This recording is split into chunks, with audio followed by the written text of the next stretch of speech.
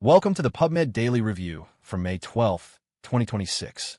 Today we scanned 2,891 new open access papers. Here are the top 5 selected for detailed analysis. Trend 1 of 5, Precision Oncology and Nanomedicine. Utilizing nanomedicine and advanced molecular insights for precise cancer diagnosis, targeted therapies, and personalized patient care. This cluster covers 415 papers. Representative work includes in situ engineered cascade-amplified drug-loaded vesicles for enhanced cancer stem cell therapy, hypereosinophilia of persistent/unknown cause, a bone marrow-based study integrating HEM5 criteria and myeloid next-generation sequencing, and comparative efficacy of first-line immune checkpoint inhibitor-based combination therapies in patients with sarcomatoid renal cell carcinoma, a Japanese multi-center cohort study. Trend 2 of 5, Healthcare Practice and Public Health. This trend unifies research on optimizing healthcare practice, understanding public health factors, and leveraging innovation for better health. This cluster covers 579 papers. Representative work includes examining the benefits of industry clinical placements for medical laboratory science academics, to refer or not to refer, exploring the cognitive process of genetic counselor's decision to refer a patient to another professional, and a call for clarity. A unified checklist for reporting use of large language models in writing scientific manuscripts. Trend 3 of 5, Clinical Treatment and Patient Outcomes. These papers evaluate clinical treatments and diagnostic strategies to understand their impact on patient health outcomes. This cluster covers 729 papers. Representative work includes olipudase alpha-mediated anaphylaxis prevented by omalizumab and tailored desensitization in a child with acid sphingomyelinase deficiency, comparison of baseline TWL values in OFC positive and negative patients, and joint reaction forces decrease following total knee arthroplasty up to 12 months post-surgery. Trend 4 of 5, Cellular Signaling and Vesicle Biology. This trend explores cellular communication through diverse signaling pathways and the multifaceted roles of extracellular vesicles. This cluster covers 833 papers. Representative work includes processing and release of endogenous immunogenic peptide signals, mechanisms controlling the plasma membrane targeting and the nanodomain organization of the plant SPFH protein HIR2, and early post-traumatic osteoarthritis features greater cartilage extracellular matrix proteoglycan loss compared to the pericellular matrix. Trend 5 of 5, Neuroscience, Cognition, and AI Methods. This trend investigates brain function, cognitive processes, neurological disorders, and advanced AI methodologies. This cluster covers 335 papers. Representative work includes alpha oscillatory activity reveals focused attentional disparity between cochlear implant users and normal hearing listeners, temporal kinetics of brain state effects on visual perception, and generalizability of findings from neurobiological studies of individuals with first episode psychosis, a cohort study. Up next, our first paper out of 5, Breaking Barriers in Extensively Drug-Resistant TB. Pretomanid-centred long regimen achieves cure in a bedaquiline-resistant strain by M. Scala and A. Torri from Department of Infectious Diseases, ASSD Fate Benefratelli Sacco, Luigi Sacco Hospital, Milan, Italy. Let's break down its key contributions. Extensively drug-resistant tuberculosis, or XDR-TB, presents a significant challenge in global health. Patients often face poor outcomes due to the lack of effective treatment options and the inherent weakness of available regimens. While pretomanid has shown promise, its use has primarily been limited to specific combinations. This paper investigates whether a pretomanid-centered regimen could offer a solution for a particularly challenging case of XDR-TB with bedaquiline resistance. This study is a case report focusing on a single 51-year-old man living with HIV and extensively drug-resistant TB, including resistance to bedaquiline.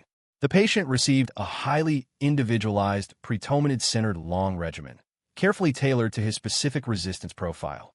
A critical aspect of this treatment was the use of therapeutic drug monitoring, or TDM, to optimize drug dosages. The primary goal was to achieve clinical, radiological, and microbiological cure, with follow-up extending 6 months post-treatment. The results were highly encouraging. The patient was declared cured after 18 months of treatment, with no signs of relapse detected during the 6-month post-treatment follow-up period. Therapeutic drug monitoring played a crucial role, ensuring that 45% of linezolid trough dosages and 49% of amikacin dosages were within the therapeutic range. While mild ototoxicity was observed with amikacin, no other severe adverse events were recorded, demonstrating the regimen's manageability and effectiveness. This case report offers vital insights into managing challenging XDR-TB cases. It suggests that pretomanid can function as a core drug, even in the presence of bedaquiline resistance, when combined with other potent agents. The success also underscores the critical role of therapeutic drug monitoring in optimizing drug dosages, enhancing efficacy, and mitigating toxicity over long treatment courses. While this is a single case, it strongly advocates for individualized treatment approaches in XDR-TB. Moving forward, prospective studies are essential to validate these findings and broaden their applicability.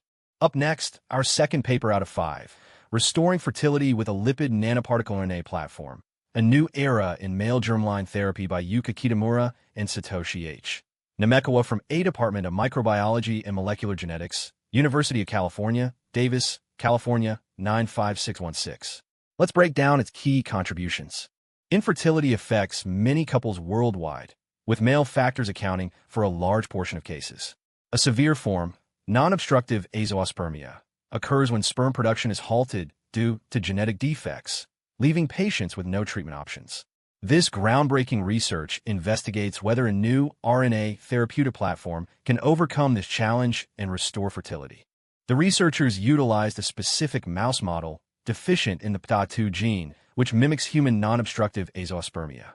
They developed a novel technique using lipid nanoparticles to deliver PTA2-mRNA directly into the testes.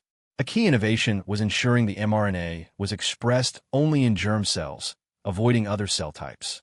This targeted approach aimed to transiently restore the missing protein and bypass the meiotic arrest. The results were truly remarkable. The LNP-mRNA treatment successfully rescued the meiotic arrest in the mouse model, leading to the production of testicular sperm within just 3 weeks. Even more exciting, these sperm were used to generate healthy and fertile offspring, confirming their functionality. Importantly, whole genome sequencing showed no large-scale genomic alterations, suggesting the therapy is safe and non-integrating. This confirms the potential of transient RNA therapy for germline restoration. This study represents a landmark advance, offering a new paradigm for restoring fertility through transient RNA therapy, avoiding the risks of permanent genomic changes. While incredibly promising, translating this to humans will require careful consideration of safety, ethical implications, and identifying human-specific targeting mechanisms. Beyond its therapeutic potential, this platform also serves as a powerful tool for basic research, deepening our understanding of male germ cell development and paving the way for future reproductive health therapies. Up next, our third paper out of 5, Novel Insights into Early Alzheimer's Disease. Quantitative gradient recalled echo MRI reveals preatrophic neuronal and myelin injury concurrent with emerging amyloid pathology by Asatia Vivian, Kodapalli, and Dmitry Yablonsky from Department of Radiology, Washington University in St. Louis, Missouri, USA. Let's break down its key contributions. Alzheimer's disease is a devastating condition, with pathology starting long before symptoms appear. We know amyloid plaques build up early, but what's happening to the brain structure at this very initial stage, before any visible shrinkage or atrophy? Current imaging often misses these subtle, early changes. Our study aimed to fill this knowledge gap, investigating if a new MRI technique could detect microstructural damage much earlier, potentially opening new windows for intervention. We conducted a cross-sectional study with 141 participants, using 2 advanced imaging techniques. First, PET scans to measure amyloid levels in the brain, classifying individuals based on their amyloid status. Second, a specialized MRI technique called quantitative gradient recalled echo, or QGRE, to derive 2 novel biomarkers, the neuronal density index and the myelin density index. Our goal was to compare these microstructural markers between groups with different amyloid burdens, all at a single point in time. Our findings were quite striking. We observed significantly lower neuronal density in gray matter and reduced myelination in white matter among participants with even very early amyloid pathology. Crucially, these microstructural changes were present even in individuals who had not yet crossed the conventional amyloid-positive threshold and, importantly, showed no signs of brain atrophy. This suggests that damage is occurring much earlier than previously thought.